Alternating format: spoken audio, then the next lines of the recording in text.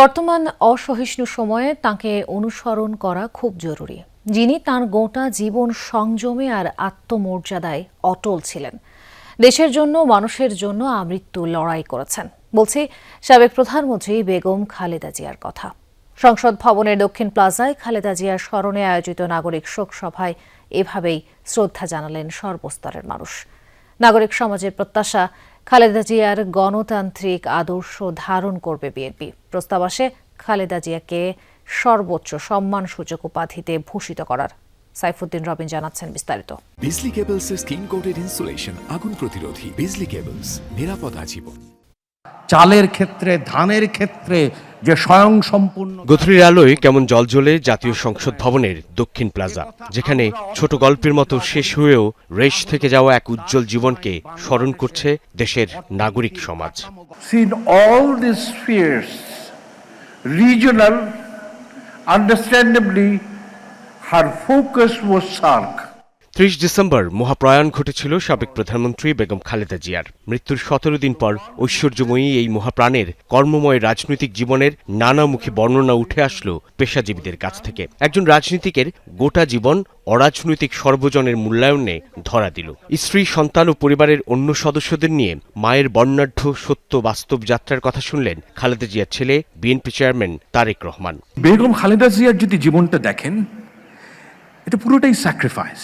কি করে বেগম খালেদা জিয়া উন্নয়ন আর উৎপাদনের রাজনীতিকে গুরুত্ব দিয়েছিলেন তাই উঠে আসে বক্তব্যে। অনেক গুণ তার ছিল, তার সবচেয়ে বড় গুণ ছিল তিনি বলেছিলেন তিনি সাহসী এবং তিনি দেশপ্রেমিক, দেশকে তিনি ভালোবাসেন। উনি কিন্তু ইজিলি বলতে পারতেন যে আমি প্রতিশোধ চাই না, কিন্তু আমি ন্যায় বিচার চাই আমার বিরুদ্ধে যা করা হয়েছে। এটাও উনি বললেন না। এই যে উদারতা, এই যে ভবিষ্যতের দিকে তাকানো, আমি মনে করি এটা অসাধারণ একটি গুণ। বেগম খালেদা জিয়ার গণতান্ত্রিক আদর্শে পরিচালিত হবে। আপনারা এমন কিছু করবেন না যাতে সেই দিনের জমায়েত হওয়া লক্ষ লক্ষ মানুষ দীর্ঘ নিঃশ্বাস ছেড়ে বলতে বলেন যে তিনি মরে বেঁচে গেছেন। বাংলাদেশে একটি অবাধ ও সুষ্ঠু নির্বাচনের মধ্য দিয়ে নির্বাচিত প্রথম প্রধানমন্ত্রী। আমরা কেন তাকে প্রথম নারী প্রধানমন্ত্রী বলতে চাই?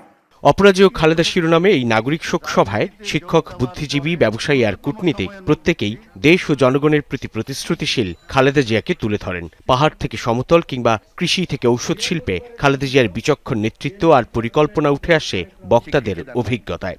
বেগম জিয়াই দিয়েছিলেন যখন তিনি সরকার প্রধান ছিলেন, প্রথমবারের মতো সেই গ্রামের কারবারির সম্মানী ভাতা দিয়ে তার পদকে স্বীকৃতি দেওয়া। Begum Zia knew how to listen to the technical advices of his technical advisors. She used to give questions not for the rhetorical sense.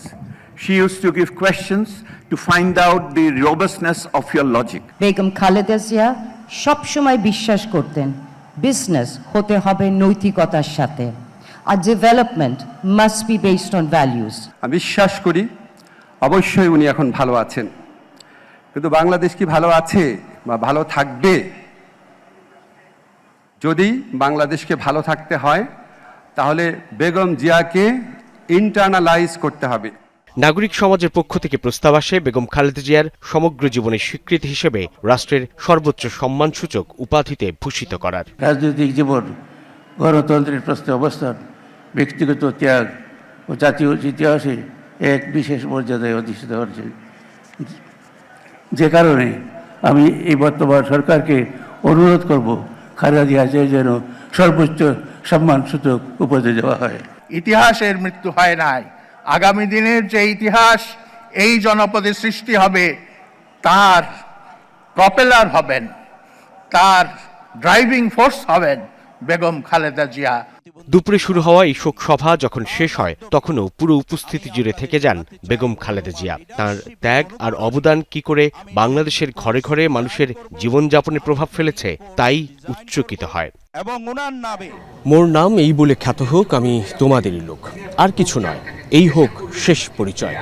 Begum Khaleda জিয়ার গোটা জীবন যেন কবিগুরুর এই পংক্তির সঙ্গে মিলেমিশে একাকার।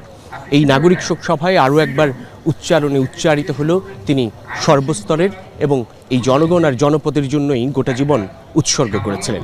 এই নাগরিক সভা অনুষ্ঠিত হলো মহান জাতীয় সংসদ ভবনের দক্ষিণ প্লাজায়, যে সংসদে সাধারণ মানুষের প্রতিনিধিত্ব নিশ্চিত করার জন্য তিনি তার গোটা জীবনটাই উৎসর্গ করেছেন। তার পথ অনুসরণ করবে আগামীর প্রজন্ম, এমন প্রত্যাশা এই দেশের সর্বস্তরের সকল নাগরিকের। সাইফুদ্দিন রবিন, যমুনা নিউজ, ঢাকা।